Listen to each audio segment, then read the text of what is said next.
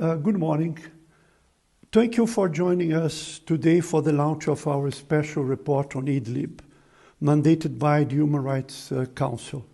I encourage you to read it carefully.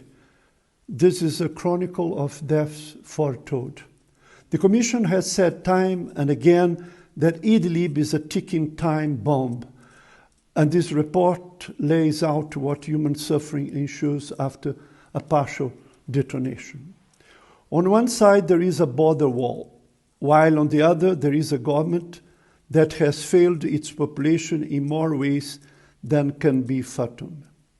The people of Idlib are trapped, scared by fighting and abuses by all sides over the course of the conflict and forced to live in terror. Now the governorate is either largely laying in depopulated ruins or conversely overcrowded, underserviced, and overbombed.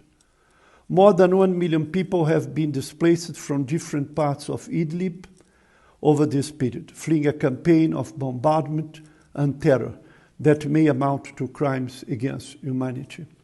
All sides likely committed war crimes.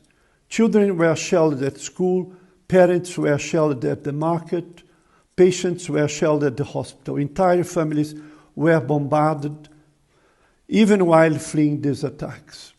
Terrorists and armed groups launched indiscriminate attacks on civilians in government-controlled areas. They arbitrarily detained, tortured, and executed civilians expressing dissenting opinions, including journalists. They oppressed women. The civilian population is now crammed into an ever-shrinking space in Idlib, largely under the control of terrorist groups and armed groups with ever-increasing needs.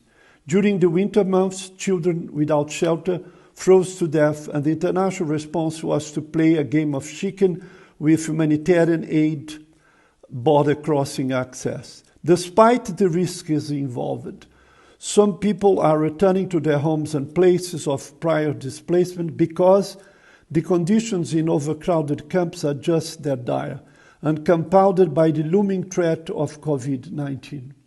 The very least the Security Council can do now is to renew and strengthen the cross-border and cross-line aid operations. Pandemics know no borders, nor should humanitarian aid. The global pandemic helped ensure a pause in fighting. Now that the initial shock of the pandemic fades, so there's hope that the ceasefire would become permanent.